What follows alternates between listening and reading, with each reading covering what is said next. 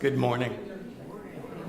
I'm Joel Miller. I'm the interim minister here at the Morristown Unitarian Universalist Fellowship. So glad to welcome all of you who are here in person and all of our folks who are attending online as well. Good morning and welcome. I'm watching the construction out there. You can see it out there. You probably notice a couple of trees gone. A lot of trees gone. And you know, when I first saw there was some big heavy equipment being unloaded right onto that gravel parking lot out there. I was so excited. I'm like, oh my God, they're starting.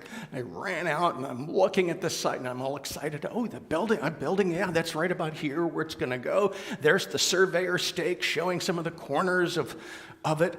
And then I saw them taking the trees down.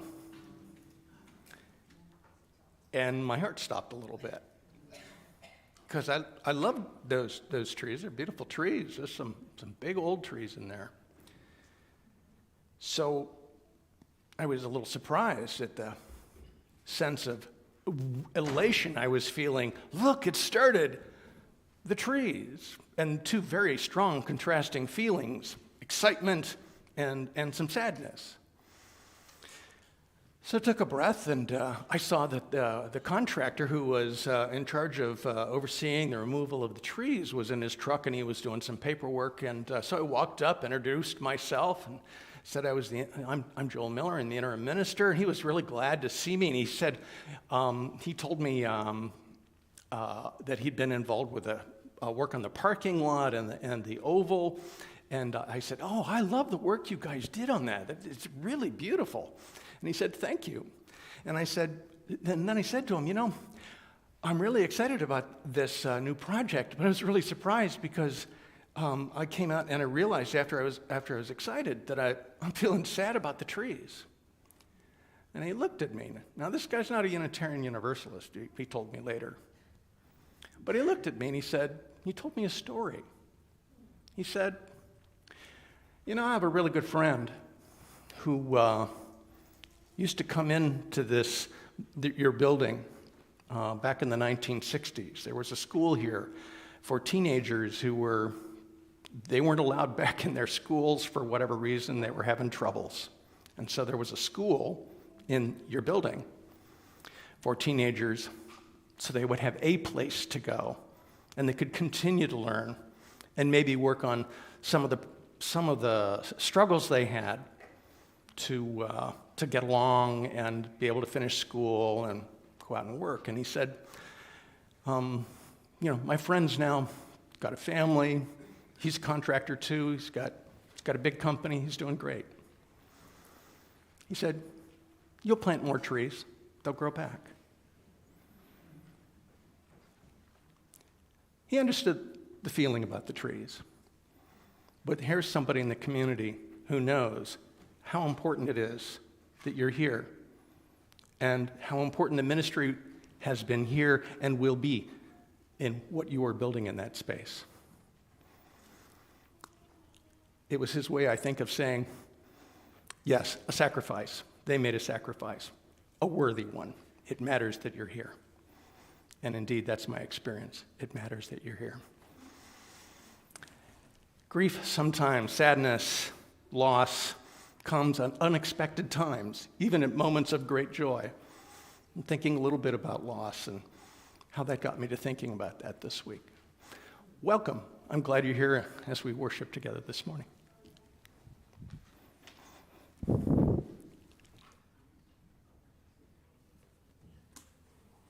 Good morning. Just a few announcements for those of you who are here or online. If you're here, they are on the back of the order of service. If you are online, you can go to our website, muuf.org/calendar/. Following today's service, Joan Belts will be in the Great Hall to sign donors up for a blood drive September 10. We have a history of giving to this cause. If you can get involved, please do.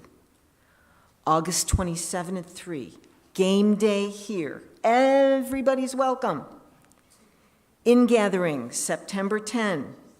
Look for more information. Finally, there will be a ceremonial groundbreaking for the new building on Sunday, September 17. Following the service, more information will be coming soon. We'll go ahead to the chalice lighting.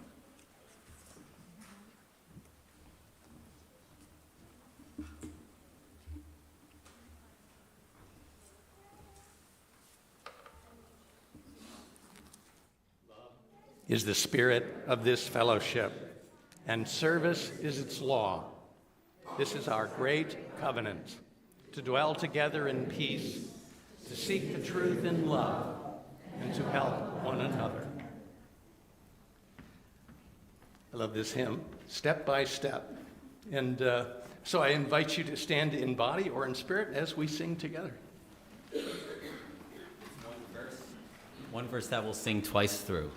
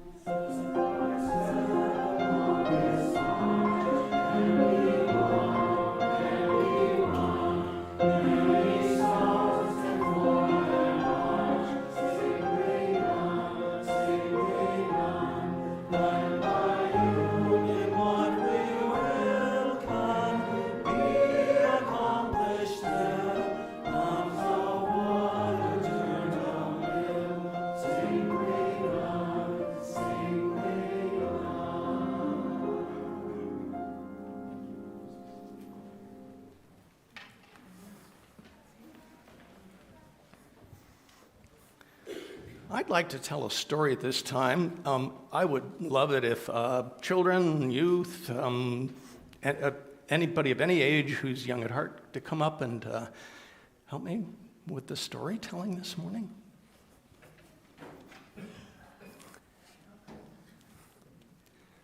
Not required. Thank you. I'm glad to see you guys. Yeah, come on up. Good to see you. All right, yeah. I'm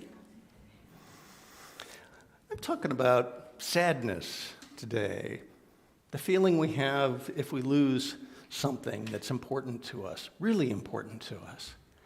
Perhaps even the kind of feeling we have, say, if somebody we love dies. I don't know if you've ever had maybe a pet or maybe an older family member die, or maybe somebody else. I know that I have 2 children. They're grown now. But when they were younger, I would be working sometimes, and they would go to daycare, and their daycare person was this, was actually a member of the congregation I was serving, and I loved it that she was there for my family. And there were other kids who went to this daycare with my kids. And one day, I had gone to pick them up and bring them back home after work, and my daughter said, Dad, Joey was another one of the kids in the daycare. Dad, Joey says that his grandpa died and went to heaven. Do you believe in heaven? Yes. Where do people go when they die? Do you believe in heaven? Yeah. Who knows? Mm-hmm. Right? No one alive can tell you because they didn't die. They died. Okay, right? So we have these very different experiences of what happens when people die. But one of the common experiences is that real strong sense of sadness. And my daughter said, and I said to my daughter, oh, well, what do you think? And she said, I don't know, Dad, what do you think? She didn't know what to think. My son said the exact same thing you said. He said, there's no heaven. But some of us do believe there's a heaven. I don't know what to say about it. I know what I said to my daughter, I believe, your papa died, right? And she said, oh, yeah, I'm really sad, Dad, because I think my magic killed him. And that made me, yeah, right? It's like, what? What was she saying? Sometimes when we're maybe younger, we don't understand when, especially when somebody dies, we think maybe we had something to do with it. And I know it doesn't make sense, and we understand that when we get older, but when we're younger, like my daughter, who was, I think, about 4 at the time, she didn't know that. So I was able to say to her, no, that did not happen. She was very happy to hear that. She was like, oh, thank God. And I said to her, your papa, your grandfather, I believe he's with the wind and the rain. He's become part of the flowers and the leaves on the tree. And she was like, oh, thanks, Dad. I think I'll believe that for now. Which is great. That's the thing I like about being a Unitarian Universalist. We can change our minds, or we don't have to change our minds, right? So, one of the things, though, that we still shared was that sense of, sadness. We missed their papa, their grandpa, their grandfather. And we still talk about him. We liked him a lot. He was a good person, and he loved us a lot. So we're thinking about loss, and what comes with loss is, as one poet said, the things that have given us joy and make us happy. It's good to remember that when we feel sad sometimes, to say, I'm glad I had that, even though I get to feel sad about it, which is an odd thing to say. So thanks for letting me tell you that story about my daughter, the wind, the rain, the flowers, and the trees, and her grandfather. then you can go back and sit with your families. Thanks for coming up.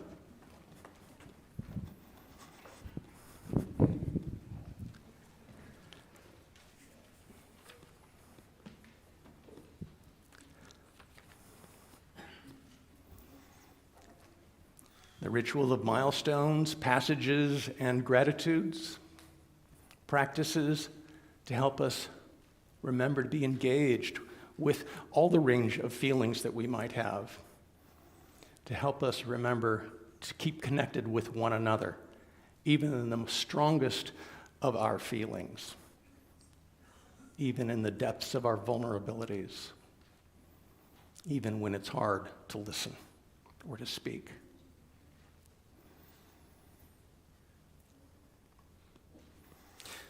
Quite a milestone today, because if you look out the window, you've begun a construction project that is going to complete, how many years have you been at work on this? 10? Yeah, a long time. 11? It's been a long time. I got to tell you, I've been a minister in 10 congregations. 8 of them have had major capital projects.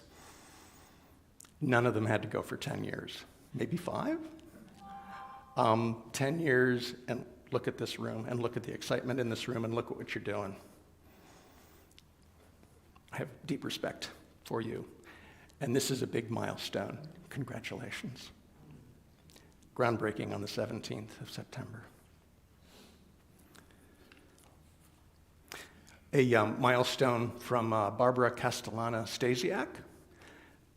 She writes, "My first and only trip to Maui was with my grandchildren and children last Christmas. The old one in Lahaina and the historic town are now gone, and the people suffering."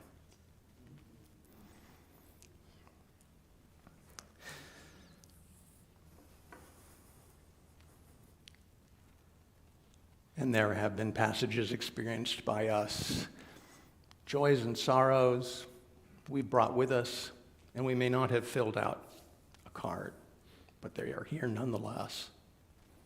And it's important, even that you are here in person or online, and know that we care and that you are known and can be known in your fullness.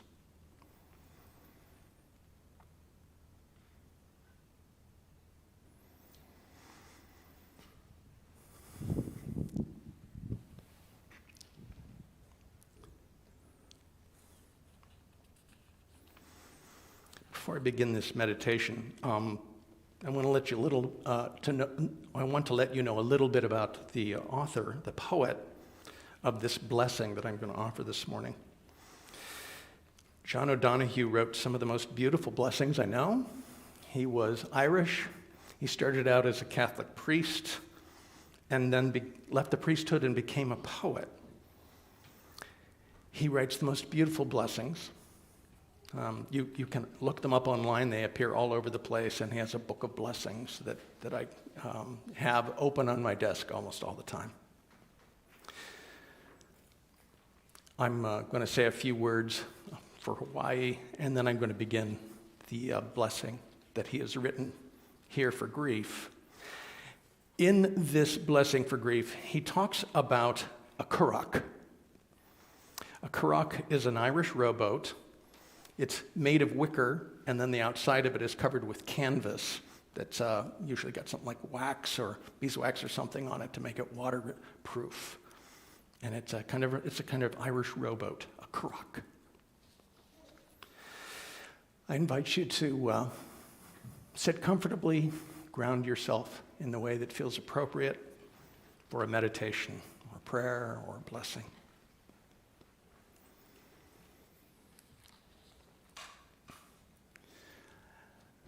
Spirit of life, in these times when we are vulnerable to the elements of the world on which we have an increasing effect,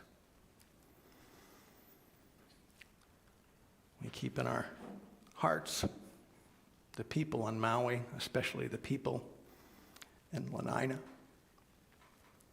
There are many losses of homes, family, friends.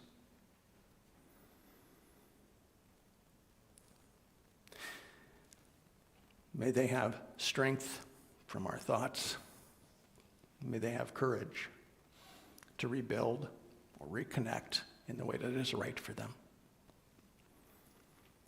And may their grief not overwhelm them, but become a greater strength in the way that they know best.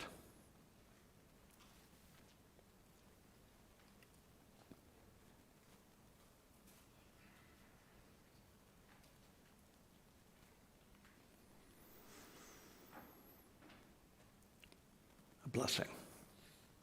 On the day when the weight deadens on your shoulders and you stumble, may the clay dance to balance you. And when your eyes freeze behind the gray window and the ghost of loss gets into you, may a flock of colors, indigo, red, green, azure, blue, come to awaken you to a meadow of delight. When the canvas frays in the currach of thought and a stain of ocean blackens beneath you, may there come across the waters a path of yellow moonlight to bring you safely home.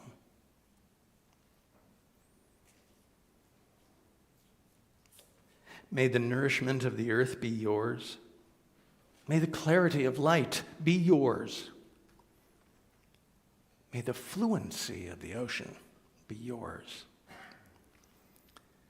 May the protection of the ancestors be yours. And so may a slow wind work these words of love around you like an invisible cloak to mind and love your life.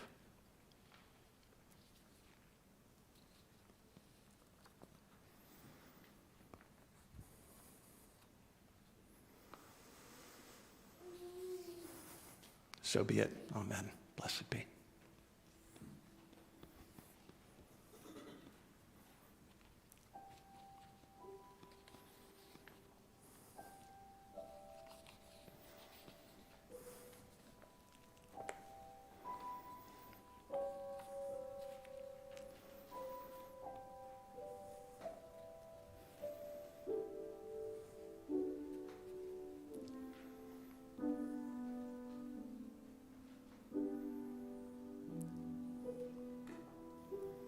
Before Lori gives her reflection, I'd like to invite you to sing.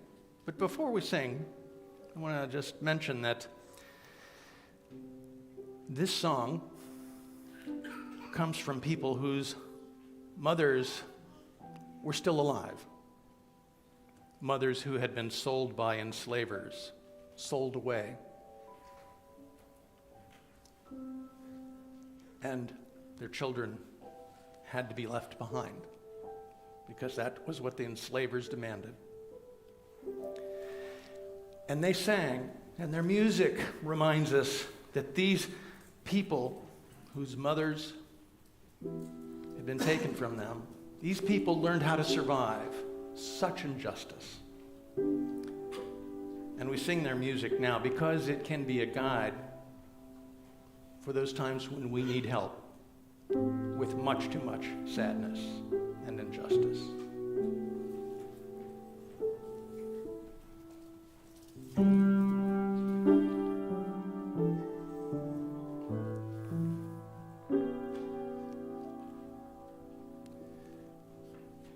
Sometimes I feel like a motherless child.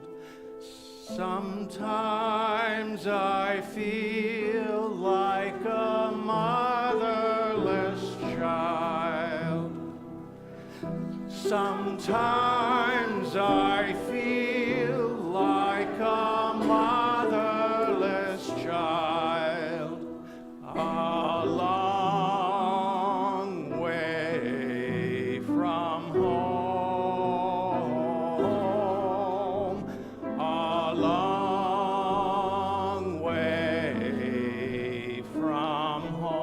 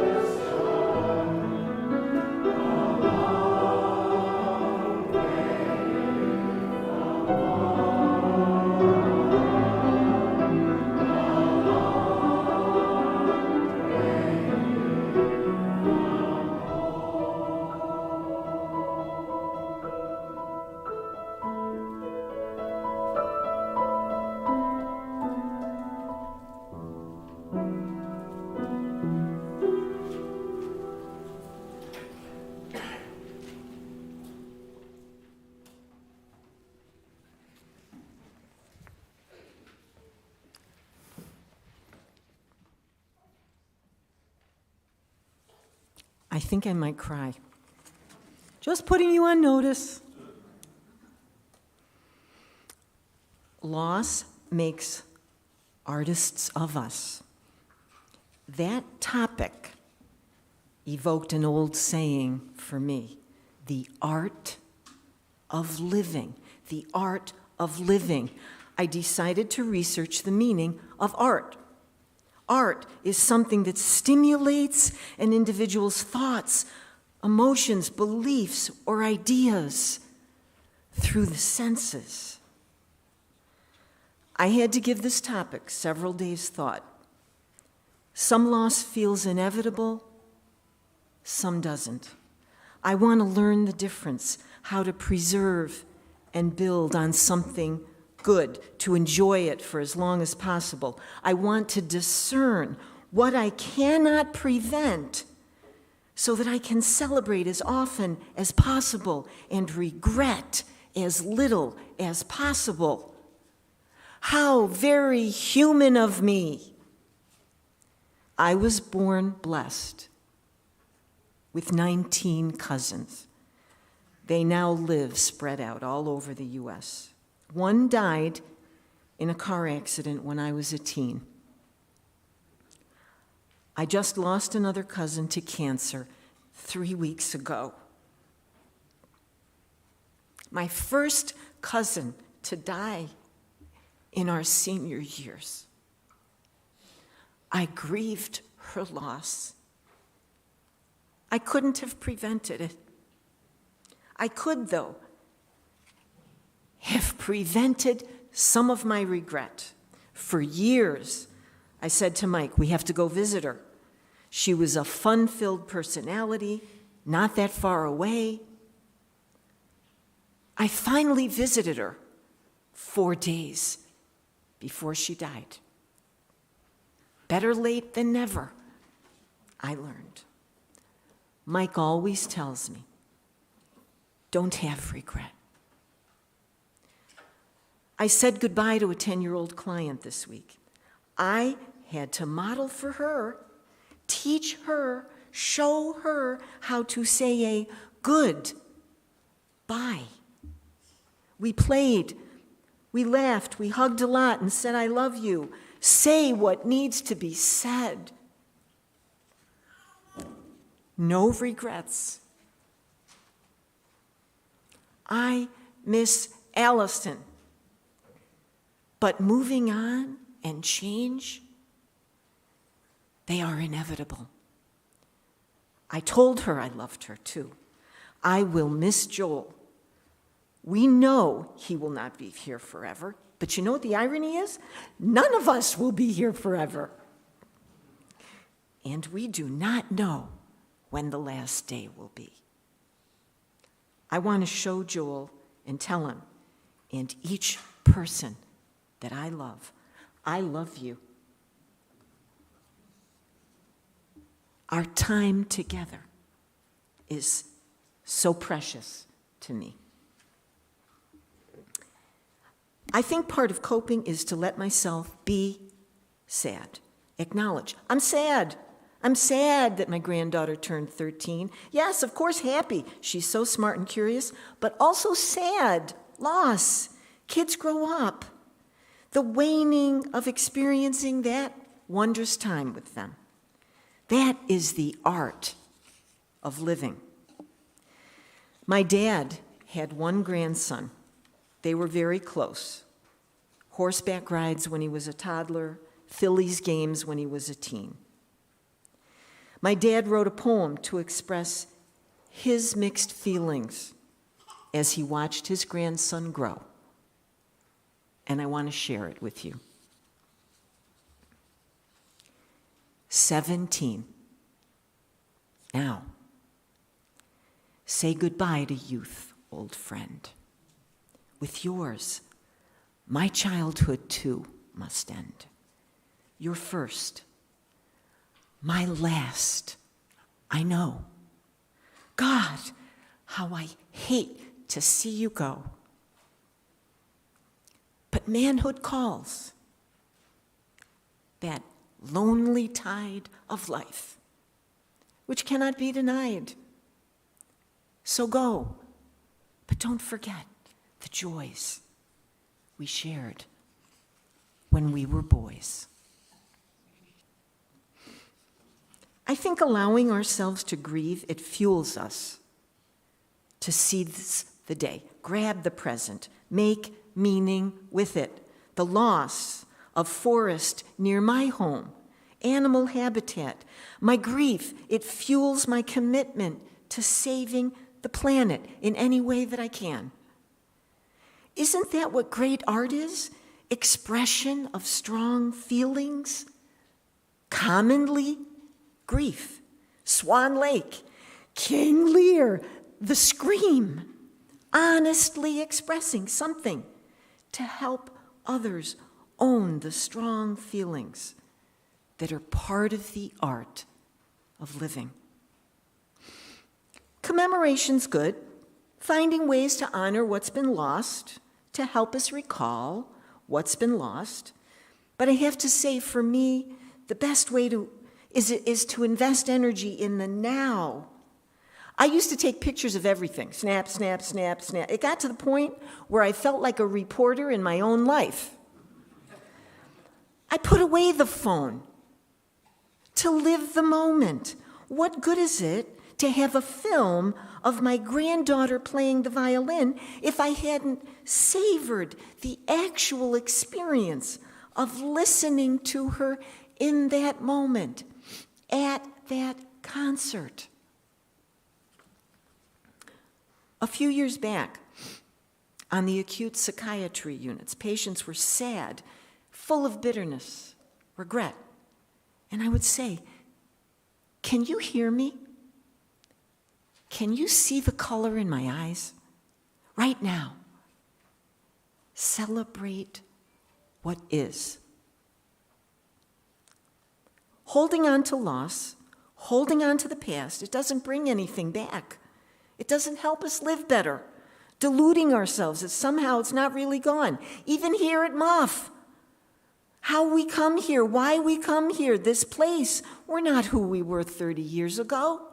The world isn't what it was 30 years ago. And that's not a bad thing. Change comes. It's inevitable. I want to make the most of each moment now. That's my insurance policy against regret. The loss, the pain, it informs how I sing, how I write and talk to you and take pictures, who I am, how I live. Embrace who we, this place, what it is now. Embrace cousins, clients, creatures, moments, here, now. Awareness, adapting as change inevitably comes. Mourning what's gone. Celebrating what is now. Yes, you got it. You got it. Now, the orchestra that is our range of feeling, playing each instrument in its emotional part. That, to me, is the art of living. Thank you. Thank you.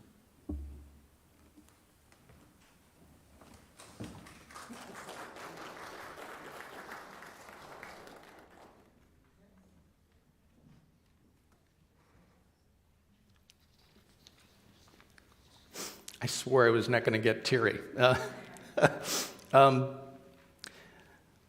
This reading by Reverend Greta Crosby. Sometimes when the bottom falls out of life, we are set free. We attain enlightenment, or an enlightenment of sorts. Some perspective, some clarity, some sense of reality, some sense of dealing with things as they are, and then relief from anxiety and perplexity. Something profound has happened. And when that profound thing happens, we can expect to go through a process. Sometimes a long process. Maybe painful or at least uncomfortable. We let go of something and learn how to live again. This is true no matter what we lose, a loved one, a work, a hope, a vision, an image of ourselves, a part of ourselves. Loss makes artists of us as we weave new patterns in the fabric of our lives. We now take our offering, which we take this morning for the Maui Community Power Restoration Fund, which is a fund run by and focused on the needs of the First Peoples of Hawaii.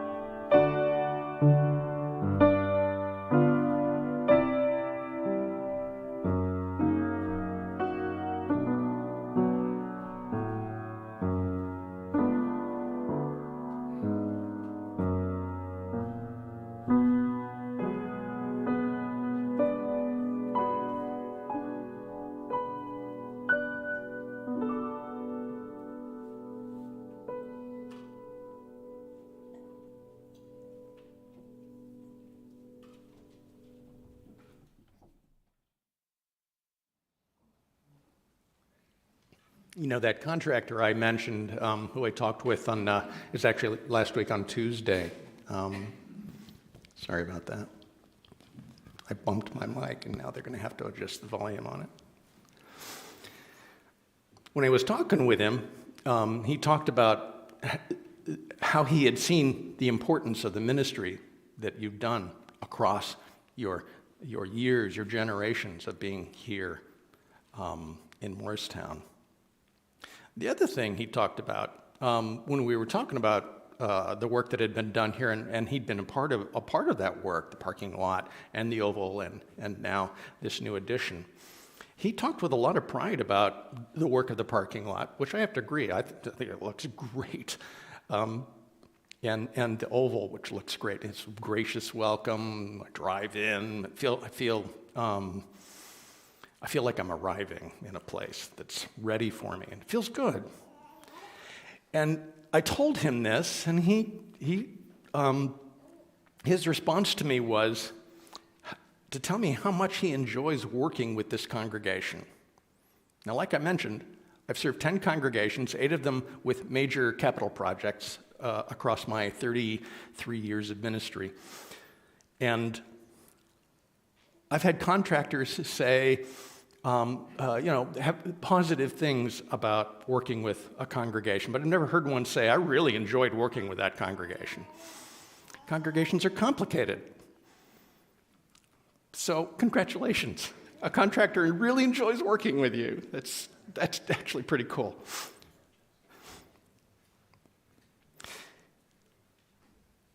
Congregations are often surprised by the way a construction project brings great joy, and yet can also include feelings of sadness. A good example is when a congregation decides to perhaps build a new building or to move to buy a new building that's already built and move to it. And anytime a congregation changes its location, it means some people are further away and some people then become closer. And there's a sense of loss for some folks when that happens. Or it might even be like a new coat of paint in a classroom, which can evoke really strong feelings because there may be memories associated with that classroom and the color of the walls and the feeling of joy at the memories that come with it. And what does it mean that we're painting the classroom? Because congregations are places of meaning. And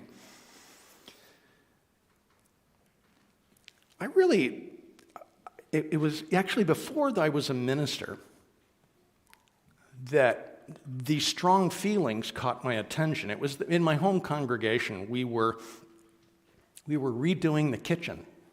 I was a young guy on the board of trustees at that time, so this was my first capital project in a congregation. We'd redone the kitchen. We were very excited about it. It was going to be great for coffee hour and receptions and repasts for after memorial services, things like that. And it came down to the point where we were going to paint the new kitchen after all the new cabinetry and counters were installed. And there was this big fight about the color of the paint. And I can't really remember the colors at this point, not that it really mattered, but there was one fellow in particular, and somebody I'd grown up with who I was very fond of, and he was so angry that we weren't going to paint it something like pink or something. I mean, it just made no sense. I mean, sure, I have feelings about colors and what I think the best colors ought to be. I could expound for hours on what I think best colors are and maybe how you ought to design your building, things like that. You don't need to hear it from me. You know better what you need than I do anyway, and I know that. He was in the congregation, a place with lots of deep feelings and connections, and when they didn't paint it, whatever color it was, pink or whatever, he was so angry that he quit. Sometimes the thing is not the thing. And I've learned that over the years as a minister, not just as an interim minister. But Congregational life is a place of strong feelings because we come, we make ourselves vulnerable. We're trying to learn to listen to each other more deeply. We're trying to find ways to open our hearts to one another and to the world. To be artists of life, one has to be open in ways that our culture usually says, maybe you should just get over it. But we don't want to get over it. We want to understand, where does this come from? What are we connected to? And I've learned over the years that those moments when the thing is not the thing are important opportunities. It's important to listen to one another and to stop and to listen to our own selves, the longings of our own hearts, the yearnings of our own souls. That anger usually comes out of a place of sadness, a place of grief, some kind of a loss, so heavy, and yet it's been denied, closed up, put away somehow in the recesses of mind or heart. And the thing about our culture is that it tells us, process your grief, get over it, and then you can move on. About a month is about the right amount of time for grieving, some silliness like that. I love this quote from a book called American Pie. Michael E. West is writing in the book about a family in the South that endures terrible losses and writes about how each of them endures and survives and how they survive and endure together. One character's thoughts I found especially helpful is in thinking about what do we do with grief and loss, especially in the context we live in. The character says, I was tired of well-meaning folks telling me it was time I got over being heartbroken. Time to get over being heartbroken. And when somebody tells you that, a little bell ought to ding in your mind. Some people don't know grief from garlic grits. There's something a body ain't meant to get over. Now, I'm not suggesting you wallow in sorrow or let it drag on. I'm just saying it never really goes away. A death in the family is like having a pile of rocks dumped in your front yard. Every day you walk out and you see them rocks. They're sharp, they're ugly, they're heavy. You just learn to live around them the best way you can. Some people plant moss or ivy on the rocks. Some people leave the pile be. Some folks take the rocks one by one and they build something. I was delighted to come across that because I had found in my own way that I didn't want to get over some of my losses. I still miss my grandparents. I still miss some of my classmates who died too early from school.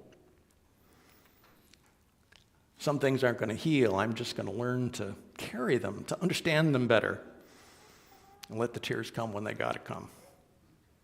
I kind of make sense of it, I think. There's some art to it, like Lori was saying.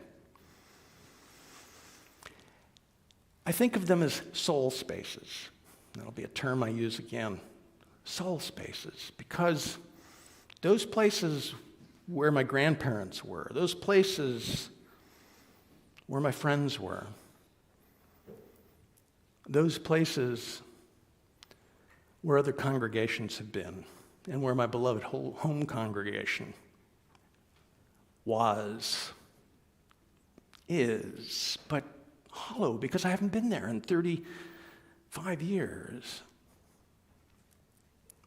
And now there are these spaces inside, and they hurt.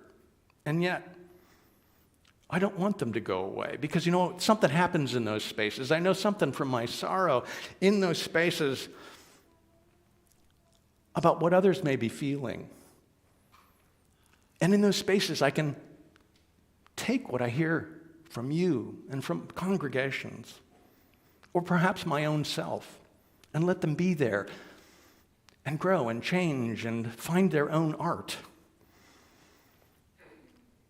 It's a place to listen, soul space, perhaps even a place to hold a piece of your own soul for a moment. It is a place from which I've learned to minister. And Lori mentioned the earth itself. Now, if you're as old as I am, I'm in my 60s, you might remember the astounding flocks of birds that used to migrate in the fall. Now, I lived in Ohio, and I lived right at the edge of town, and actually I grew up on land that my ancestors used to farm before they turned it all into kind of like a suburb with houses on it and streets. But the birds were there, flocks of birds that would fill the sky. I could lay down as a kid on the lawn in the front of my house and look up, and there'd be these huge flocks of birds in the fall as they migrated south. And then when they would migrate back in the spring, I wouldn't see them in the sky, but suddenly the trees would be filled with a huge flock of birds, and I might walk out of my house, and the tree in front of my house, I might startle the birds, and this huge wave of birds would go out. Have you noticed that those flocks have gotten smaller, it seems like, every year? They're a lot smaller now. Where'd all the birds go?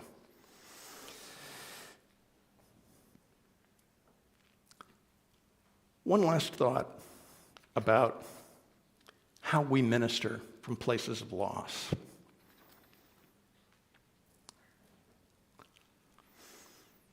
Social justice ministry, caring for others in the world and caring for this earth, requires good skill in grief work, I have found.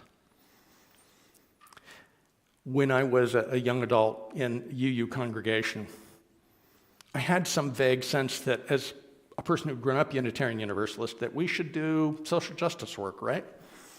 But I was always a little leery of some of our social justice folks because they seemed, I didn't understand at the time that they, in some ways, had not necessarily processed their grief.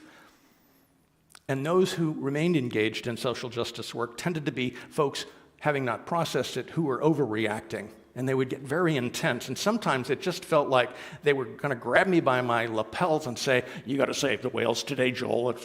We have to do it right now." And it's just like, just, I can't. Just stop grabbing on my clothes. But then I was underreacting, kind of in denial, because I didn't know what to do with it. And it turns out, in the same way that I've mentioned that love is a practice, hope is also a practice. And to love and to hope, to do these things, to love the people in this room, to practice your Unitarian Universalism, and then take it out into the world in a hopeful way, it doesn't mean you have hope. It means we just live it, we do it. We think about the things that will make the biggest difference, and we go and do them. But to think fully about how we do that together requires that we understand we may be grieving. We may miss those trees. We may wonder where the birds went. And that matters. And then, as the character says in the book, we don't have to wallow in it. Let it drag on. And it won't go away. But maybe we can build something out of the bits of life that have been piled in our soul spaces, the front yards of our lives.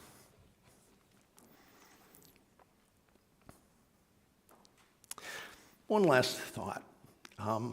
I love that I get to be a minister. I love I get to be here with all of you. I love that I get to be a part of you're getting ready for a whole new chapter of your ministry as a congregation.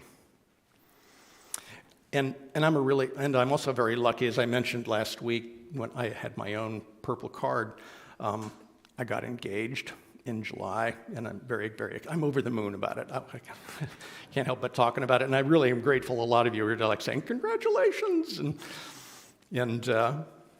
it's really obvious, Joel, you look really happy. And I'm like, I am. And then folks will ask, "So what are your plans?" Our biggest plans right now, all we can really plan to do is we just want to live in the same town together right now. because she's living in Long Island serving a UU congregation in Huntington, and I'm here, and we get on the train, and, 3-hour train ride. It's fine. I'm not complaining, but I really miss her. And it's also hard for us to make many more plans at this point because, as I mentioned when I started out, understanding grief is part of the process. Part of the spiritual growth that we try to encounter and understand in an interim ministry. And the reality is, I know that wherever I go next probably won't be an interim ministry. And the reason for that is I just can't keep leaving.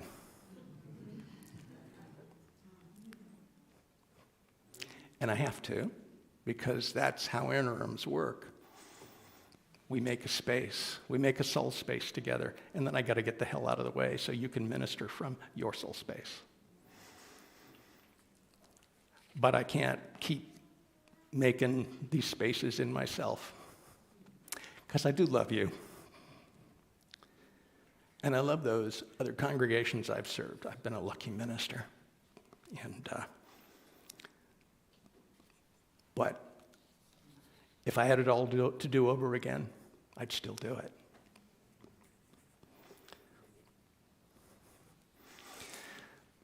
Your joys and your griefs on a scale of life, informing one another, and giving you energy to go out and practice love and practice hope. Keep being the Morristown UU Fellowship. Keep going out and loving. Keep going out and hoping. Keep going out and saving lives from all that you are and all that you know. Let's sing together. This last hymn, if you like the books, number 1028, it's going to be it's right up here on the screen. Fire of Commitment. I invite you to stand in body or in spirit as you'd like.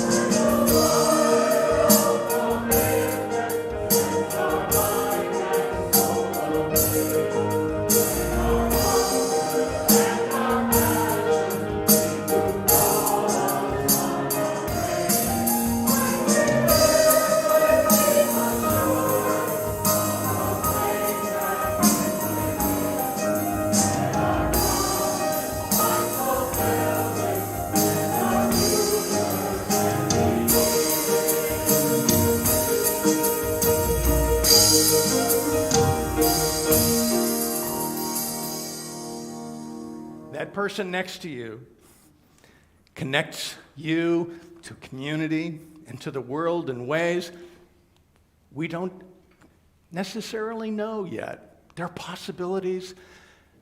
There are gifts to be found in each of us here. Take your gifts and take the deep knowledge you have from the deepest of your feelings. Learn from them. Let them create in you power and energy for a world and for a people that need it. Go, take your hope, take your love, share it with the world.